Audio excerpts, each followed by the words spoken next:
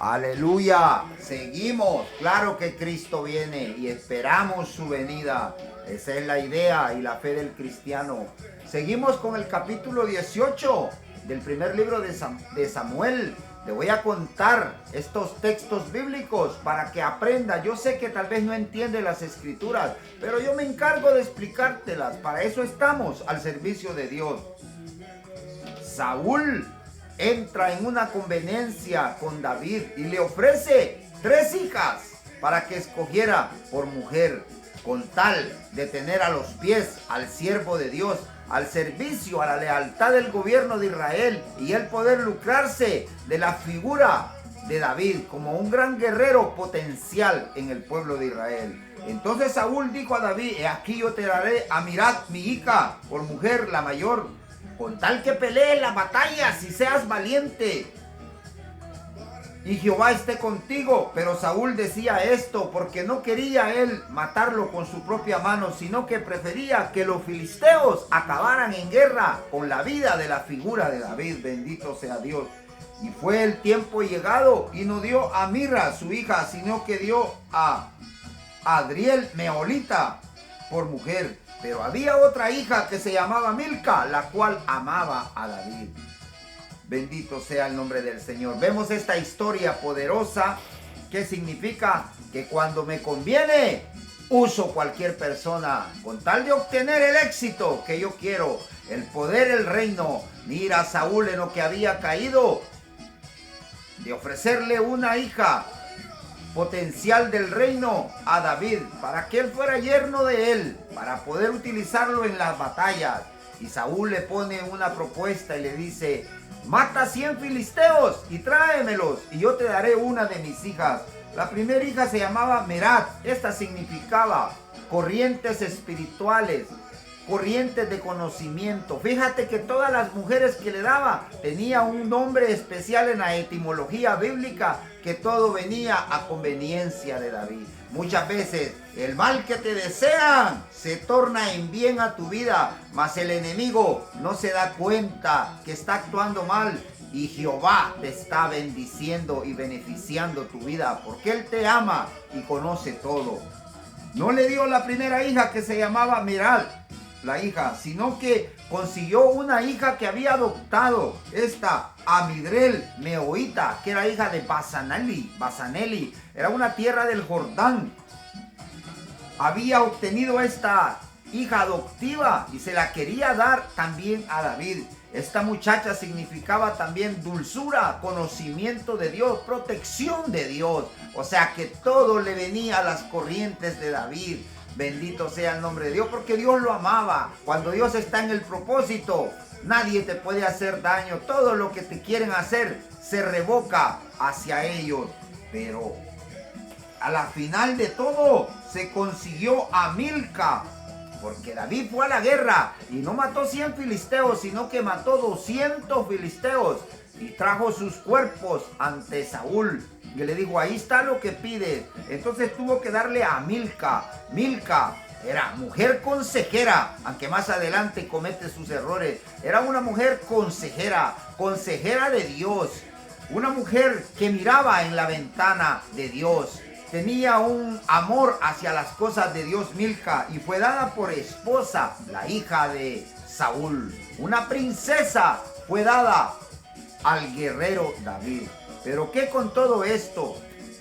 El propósito del rey Saúl era eliminar a David de la presencia corporal, para que ya no siguiera de estorbo en el reino, porque Saúl no lo miraba con buenos ojos. Desde ese día de que su propia hija cayó enamorada de David, dice la palabra de Dios que Saúl tuvo temor de David, y Saúl fue enemigo de David todos los días de su vida. Muchas veces en estos caminos de Dios conseguimos enemigos por nada.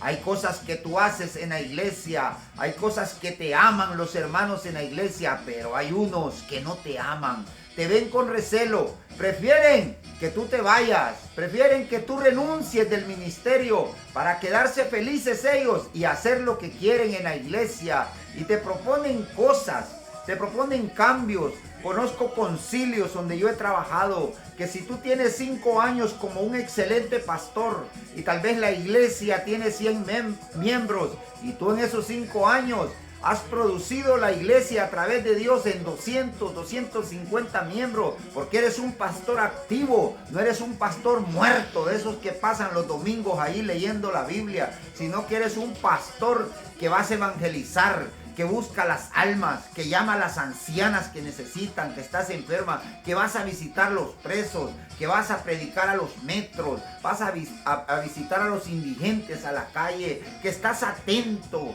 a las cosas del Señor, a la congregación. Por eso el pueblo te ama, porque eres elocuente en la palabra, porque cuando te paras en el púlpito, la presencia de Dios está en tu vida, porque eres un hombre intachable en el ministerio. Por eso ellos, cuando llega tu tiempo prudencial de 5 años, se junta la directiva, se juntan los saúles y dicen: cambiemos al hermano, mandémoslo a otra iglesia racuacha, donde van comenzando con 10, con 12, 15, bendito sea el nombre del Señor, y ahí también te mandan, y tú prosperas y sigues el ministerio y Dios te crece, es porque Dios está contigo. Te quisieron mandar a morir a Filistea, pero Dios no permite eso, porque Dios te da el éxito, te da su poder, te da su gloria, porque Dios reconoce que eres un David que toca el arpa, que mataste a Goliat y que eres un pastor del desierto. Un pastor del desierto anda donde hay tristeza. Un pastor del desierto conoce las noches frías.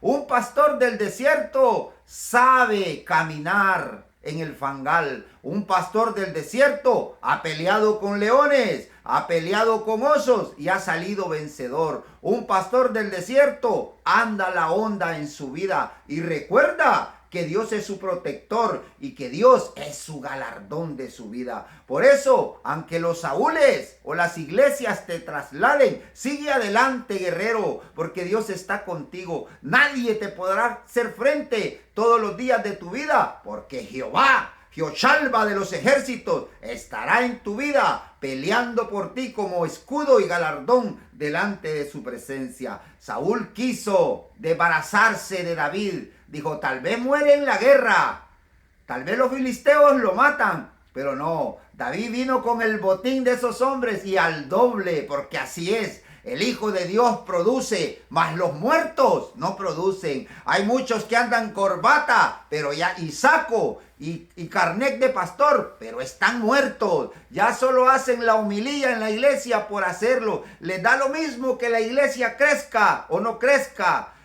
porque ya no tienen visión de Dios, han perecido en la visión de Dios. Pero cuando tú tienes el éxito, no importa que te cambien de iglesia. Si tú vas a una iglesia pequeña, tu deseo, tu anhelo es hacer crecer esa obra, porque tú amas a Dios. Cuando tú no tienes ese deseo de que la obra crezca, de que hayan más hermanos en la iglesia, no para quitarte el puesto de músico, no para quitarte el puesto de pastor, sino que para que la iglesia crezca, para que en la iglesia se añadan almas. Entonces tú tienes la visión del Todopoderoso. Pero cuando tú quieres estar encajonado en 4 paredes, solo tú ahí, viéndote los rostros, y ni siquiera vas a evangelizar ni a buscar las almas, tú estás perdido, tú estás en decadencia, tú estás actuando como Saúl. Saúl quería seguir en el poder, no le importaba lo demás, pero David salía a la guerra, entraba al pueblo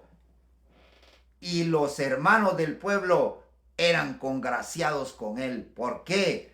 Porque era valiente en Dios. Que Dios te bendiga. Seguiremos hablando de esta poderosa palabra, ¿oíste? Cuídate, el Señor es bueno.